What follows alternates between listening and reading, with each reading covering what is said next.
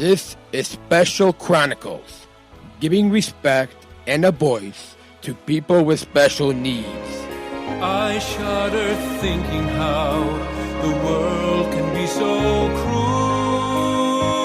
I lend my voice to those who can't. It's time we try, it's time we care, it's time we stand. It starts with a voice. Welcome to the Special Chronicles Show. This is episode 495. My name is Daniel Spikowski, and I'm the founder of Special Chronicles and the Special Olympic Sergeant Shriver International Global Messenger. Before we begin today's program, a few housekeeping reminders. Visit specialchronicles.com for links to follow Special Chronicles on Instagram, Facebook, and Twitter, and be sure to also to subscribe, rate, and review this podcast, Special Chronicles, on Apple Podcasts, Spotify, or wherever you get your podcasts. In addition to listen to the audio program, you can subscribe to our channel on YouTube to watch the live stream video episodes and sign up for our newsletter to receive exclusive bonus content delivered to your inbox. Again, specialchronicles.com for links to subscribe and follow. Support for Special Chronicles comes from listeners like you. As an independent public media podcast, Special Chronicles will always be there for you. Now we're asking you to be there for us. As a nonprofit independent media organization, we can only make programs like Special Chronicles with listener support. Our programs provide weekly, candid, honest, and inspiring conversations about the people with disabilities community that creates awareness, support, and advocacy within each week's episode. Listeners tell us our shows are an enjoyable and necessary podcast for the intellectual and developmental disability community and everyone else who is able to listen to stories about life from a different angle. Please, if you and your family love our weekly podcast, make a one-time, monthly, or annual gift of thanks today. Support this podcast at specialchronicles.com/give. That's specialchronicles.com/give. Our guest this week is Professor Temple Grandin. We are actually featuring an edited version of a presentation that she gave on last month's September Bridge Town Hall event to over 500 United Airlines employees. And Professor Temple Grandin had spoke about visual thinking, which is the title of a new book that is being released this week, October 11th.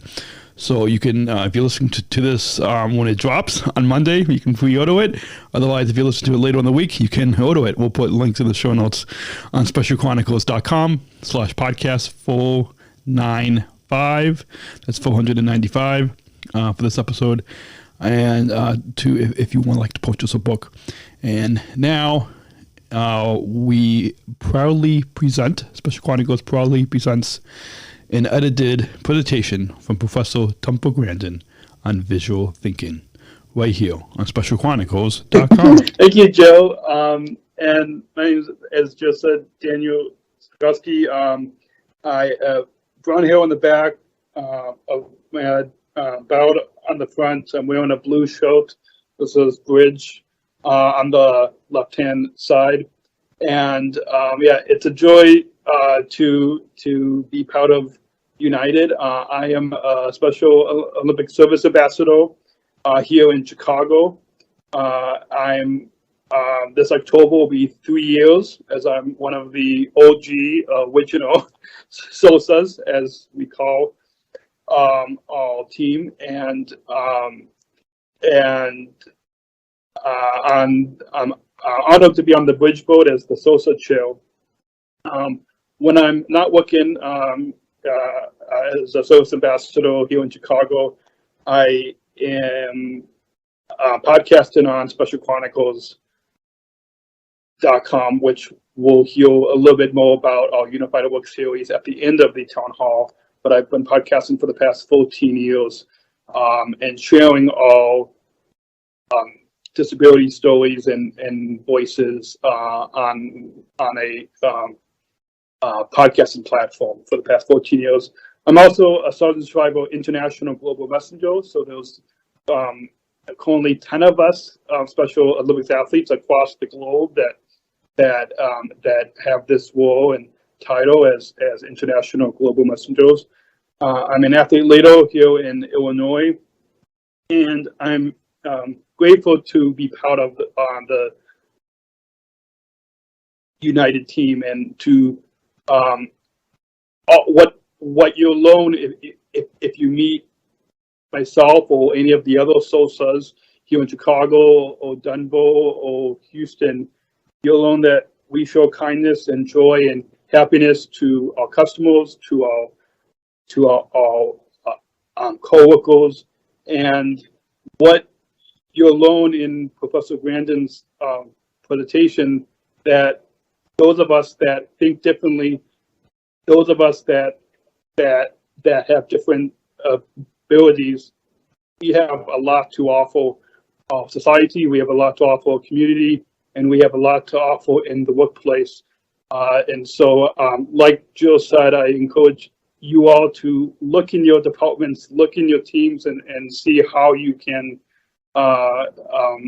use those of us who might think differently, and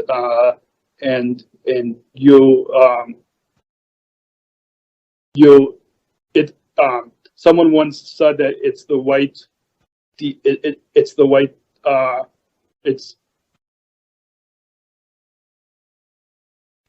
business decision to have those of us that think differently. So now I'll turn it over to Jill to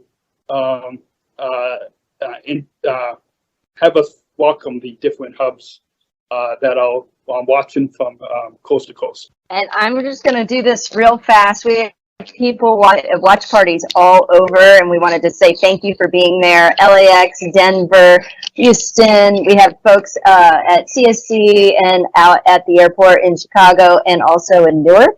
And so thank you for that. You guys, huge shout out to you for being a part of it. And Daniel, I think we're having a little technical difficulties with Temple, so we're not going to have her video, but we have her presentation and her beautiful voice. So I'll hand it over to you to do a great introduction. We are honored to have a very special guest join us to kick off October's National Disability Employment Awareness Month 2022. Professor Temple Grandin is one of the first people to document her experiences living with autism, making her a pioneer in autism research. Her unique perspective of the world also led her to become one of the greatest animal behaviorists, which she credits to her brain thinking in pictures rather than words, just as animals do. Temple currently serves as a professor of animal science at Colorado State University, and recently authored the book Visual Thinking, The Hidden Gifts of People Who Think in Pictures, Patterns, and Abstractions. He was the subject of the Emmy and Golden Globe winning biographical film Temple Grandin, which will be available throughout the month of October on our in-flight entertainment systems. Temple is also a very loyal frequent flyer on United. She is a 3 million miler. So hopefully, whatever hub you're listening, you can give her a big round of applause. And if you see her in Denver, make sure to say hello. So now it's my honor to turn it over and welcome Professor Temple Grandin. Well, it's great to be here. Unfortunately, I have hit a firewall, so I'm on a foam patch. And I hope you've got my first slide up. And is my first slide up yet? Yes, ma'am. Yes. It's up Yes, for you. Okay, I'm going to just get started. I'll let you know when to change the slides. And the thing I want to talk about today is the importance of different kinds of thinking. In fact, I've got a new book coming out called Visual Thinking. And my next slide, I mentioned that the most important thing is you have to realize different kinds of thinking exist.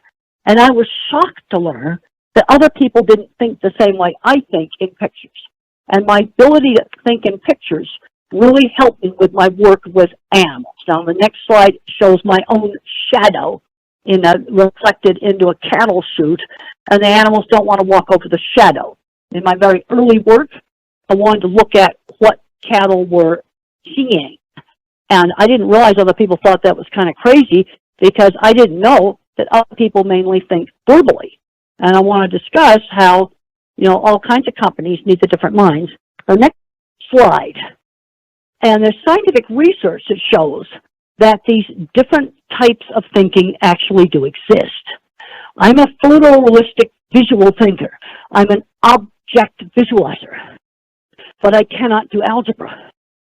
And when I was out working in construction on supervising installation of equipment I had designed, going to shops where they were building my equipment, I worked with a lot of brilliant mechanics and welders that were probably autistic, dyslexic, or ADHD.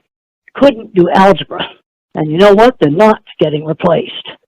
Because my kind of mind, the object visualizer, we're good at art, animals, mechanics, and photography. And then you have the pattern thinker. This is your spatial visualizer. They're going to be over in the computer department working on the reservation systems. Everything to do with computers. And then, of course, you have the verbal people. The verbal people, when we were down in the shop, we'd call them the suits. But you need to have the verbal people to keep things organized. When I worked on my new book, Visual Thinking, I collaborated with Betsy Lerner, my co-writer. I'd write the rough drafts. She'd smooth them all out and make them good. The next slide, titled Groundbreaking Scientific Study, shows scientific research that shows that different kinds of visualization actually do exist. So the next slide shows kind of a graph here, or a depicting motion. The object visualizer will tend to see maybe a ball rolling down a hill, or when I was a child, I loved to go sledding down the hill, where the engineer, who thinks more mathematically, will kind of just see motion in a more abstract way. Okay, the next slide just showed that the object visualizer will show a picture of skiing downhill, and the visual spatial gets more a schematic representation. But the thing that's interesting is the verbal thinker will put a picture like a shopping cart that stopped that's not even relevant. And I'm going, what? You had a scientific study that showed that? That's just absolutely crazy. Now, another very interesting study, which again is in my book on visual thinking, is an eye gaze study. And let's say you have a descriptions of how maybe a pump works. The object visualizer, like me, will look at the pictures. The verbal thinker will look at the written description, and the more mathematical guy will look at both. So the next slide, another fascinating study where they had students from an art school, science school, and a humanities school, the verbal thinkers, create planet, teams of students. And the art students would make a planet with crystal. One planet would be all crystal. Another planet would be polar bears. Fantastic buildings. The science students would make it more plain and describe the atmosphere. And the humanities students kind of did splotchy abstract art and put words on it, but then they erased the words because it was against the rules. And the thing that was real interesting is the mathematical kids and the art kids carefully planned their projects. Verbal thinkers did no planning. Because one of the problems that it shows on the next slide, the verbal thinkers tended to overgeneralize. Verbal thinking overgeneralizes. So we have to have an inclusive environment. I'm going to think of specific situations where an inclusive environment is working. And I'm now seeing the Denver Air Terminal and the people that are there that are helping passengers check in. You see, that's specific. It's not general. I'm also seeing a mechanic. I think he's retired. Long gray hippie hair. He's been on my plane several times. I think he was trying to find the dirtiest safety vest club. And he's probably the best mechanic you had. Probably one of those visual thinkers like me who can't do algebra. But if the plane's got something really weird wrong with the electrical system, this is the guy that can fix it. And the object visualizers and the spatial visualizer are bottom up. Verbal's top down. The other kinds of minds are bottom up. Now, in 2019, I visited some places and I've started realizing there are things that we are not making anymore. This is a concern. The next slide shows the inside of a state-of-the-art electronic chip-making machine. That's the inside. And my next slide shows, with all the covers taken off, what it looks like without the covers. Now, there's lots of parts in there that a visual thinker would make. So you need the skilled tradespeople. We are paying the price right now for taking skilled trades out of the schools. shutting down engineering departments in big corporations. The next slide just shows a fancy electron microscope from Germany. We don't make that. And then in 2019, before COVID hit, I went and visited this pork processing plant, and all of that equipment's imported, most of it from Holland. And then I went to the Steve Jobs Theater, the mothership, and I found out that the structural glass walls came from Italy and Germany, and the roof came from Dubai. We're not making that. And the next slide shows the Mars rover taking a selfie of herself, and parachutes coming down on Mars. That cloth comes from the UK, woven on high-tech European looms.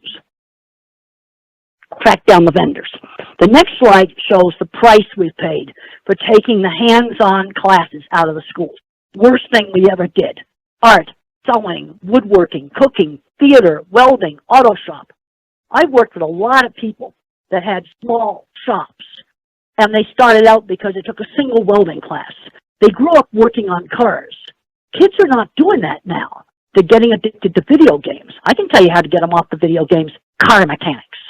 There's been 5 or 6 cases where young adults found that fixing things was much more interesting, and I'm sure fixing planes would be super interesting, and you need these visual thinkers that aren't that good at math.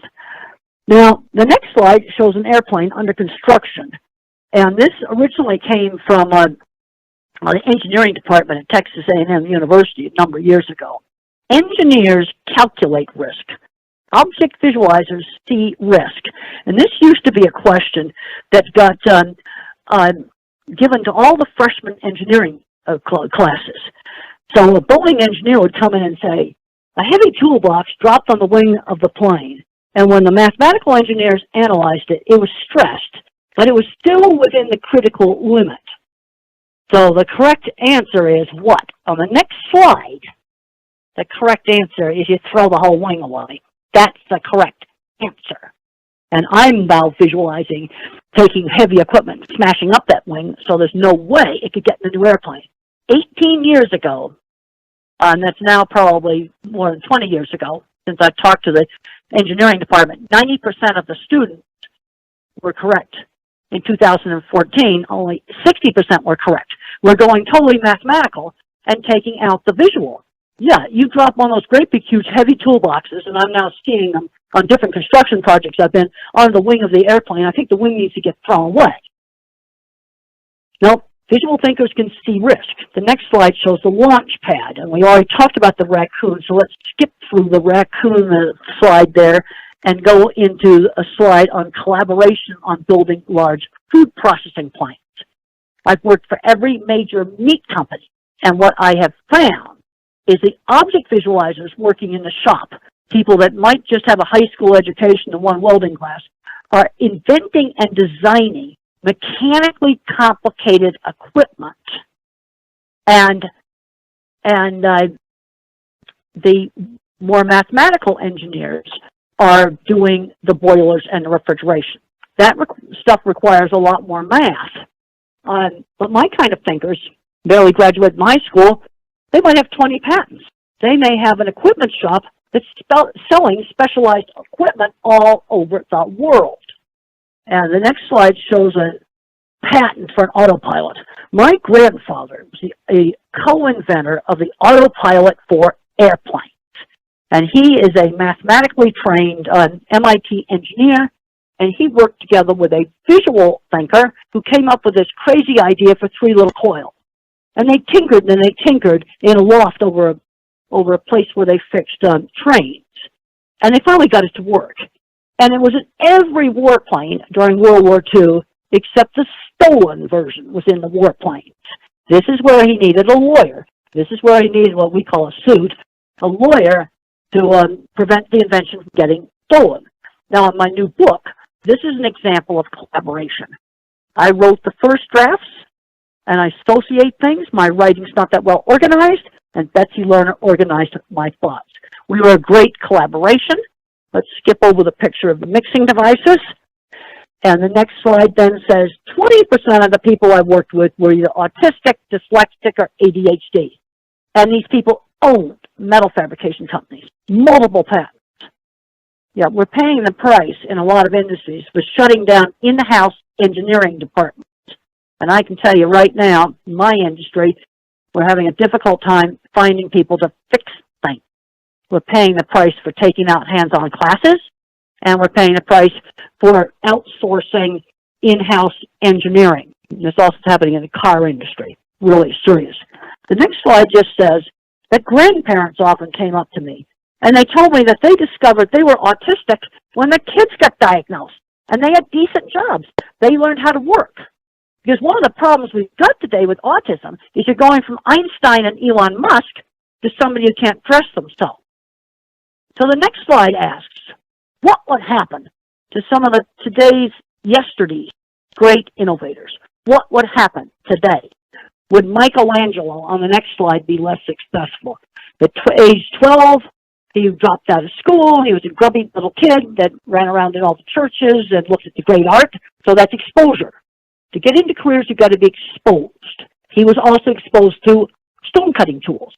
I got interested in the cattle industry because I got exposed to it when I was a teenager. We got exposed kids, and then mentoring. And I had great teachers and great mentors. The next slide shows Einstein and Steve Jobs, two people that were probably on the spectrum. He had no speech until age 3. Steve Jobs was bullied in school, but they also had creative hobbies. And by having creative hobbies, people that have creative hobbies are more likely to win a Nobel Prize. The next slide just shows Thomas Edison, high school dropout, probably had autism. He'd probably be your best airplane mechanic too. You need him. The next slide just shows Elon Musk, horribly bullied, but he learned work ethic at a very young age. So let's look at the next slide on the jobs for the different kinds of minds. My kind of mind who can't do algebra. We're very good at graphics, art, photography, mechanics, anything mechanical, skilled trades. And you see in Europe, they didn't stick their nose up at the skilled trades and consider it less a form of intelligence. I worked out on these big construction projects. These were complicated things. I look at some construction now I've seen in some places, and I go, why are they doing some of the stuff that they're doing? I just can't believe they're doing it. And then your engineering, math mind, engineering, computer science, musician. And when I was in college, I got exposed to the same exact computer that Bill Gates was exposed to. He could do it, I couldn't. But I got exposed to it. I got exposed to musical instruments. That didn't work for me either. But my mother always encouraged my ability in drawing. And then your verbal thinkers, sales, finance, the teachers, lawyers, those are going to be your verbal thinkers. So the next slide talks about arts foster success. I already mentioned this, that somebody that had creative hobbies, they were scientists, they were more likely to get a Nobel Prize. So how did I manage to, get started in the cattle industry when I was so weird? And what I learned is I learned to sell my work instead of myself. And the next slide shows the Get Fat project that was shown in HBO movie. I showed people my work. All right, so let's look at hiring practices. I get asked about that all the time. Let's skip the regular interview process. Your best airplane mechanic is probably going to be really awful in the interview. Your very best computer programmer, probably going to be really awful in the interview. These are people that need to come in and have the opportunity to show off what they can do, either with mechanics or with computing. Next slide shows the drawing that I sent to the Cargill Corporation back in the late 80s, and I designed the front end of all the Cargill plants. Now, why do I have written on this slide that you have to touch to perceive? Well, I watched the industry back in the mid-90s switch from hand drafting to computer drafting, and I started seeing strange mistakes on drawings. Like the center of the circle wasn't in the center of the circle. They left the reinforcing rod out and just had it in the verbal specification. And the people that did those really kind of bad drawings that lacked detail, they were the people that had never built anything and had never drawn by hand. I'm concerned today that too many kids are growing up today totally separated from the world of the practical. So the next few slides just show stuff I put in the portfolio to show off my work when I send it to Cargill. There's a curved handling system, and the reason for making it curved is to take advantage of the natural tendency of the cattle to go back to where they came from. And then there's an aerial view on the next slide of the replica that was built for the movie. And then I made a nice brochure. I basically wanted to give the head of Cargill a 30-second wow. But this kind of work has to be shown to people that will appreciate it, which will probably not be the people in the Human Resources Department, because some of your best mechanics and some of your best computer programmers are probably going to interview really, really bad. They need to have the opportunity to come in and show the work. The next slide, this shows another facility I did in 1983, and half the cattle in North America right now are handled in equipment I designed. Now let's just give you some tips for working with people that are different, and then we'll get into the questions. So they'll have to be read to me, because we're doing a phone patch around the firewall right now. This happens all the time. When we had the practice call, everything worked fine. Then once we got the big meeting going, couldn't get in. Now, people like me, we were a computer. We would be like a phone on one bar of service. Slow processor speed, gigantic memory. And multitasking, I'm not going to be good at that. Any task that involves sequence, okay, you're teaching somebody, okay, the steps for, checking people in onto an airplane, give them a checklist. Well, I've noticed you've already done that. But you give them a checklist of the steps, because I do not remember long strings of verbal information. Also, we've got to be careful with bosses. I've seen situations where that person that's kind of odd works just great with one boss, and then another boss comes in, and it's a complete disaster. They don't know how to understand how to work with the guy who's really weird but super good at fixing things. Now, some of this is aimed at younger kids. Give them some choices. I'll tell you one thing: it doesn't work with some of the minds that are different. Vague instructions don't work. You don't just say design some new software.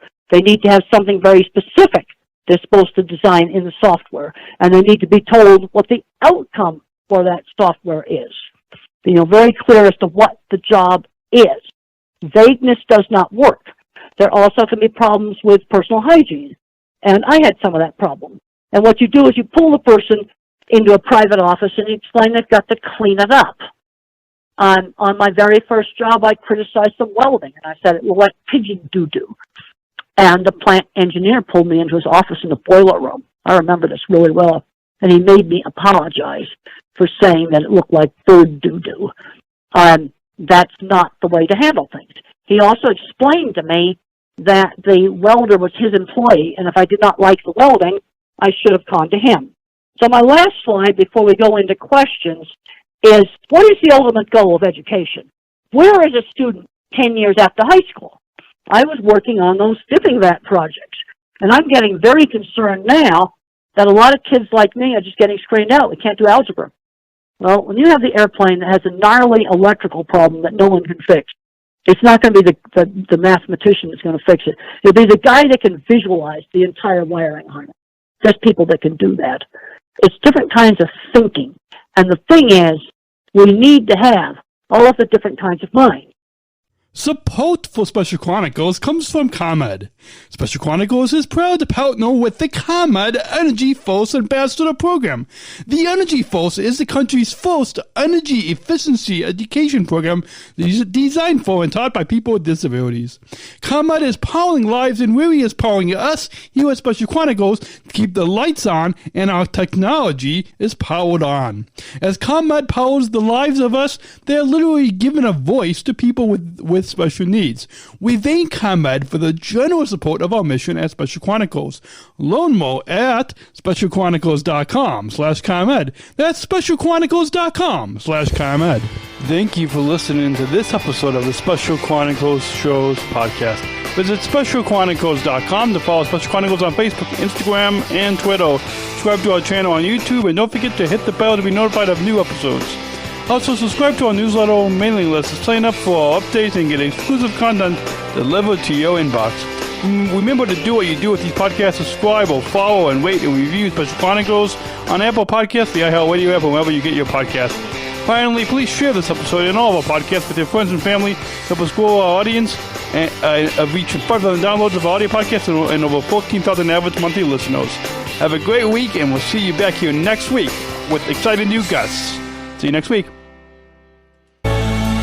Special Chronicles, giving respect and a voice to people with special needs.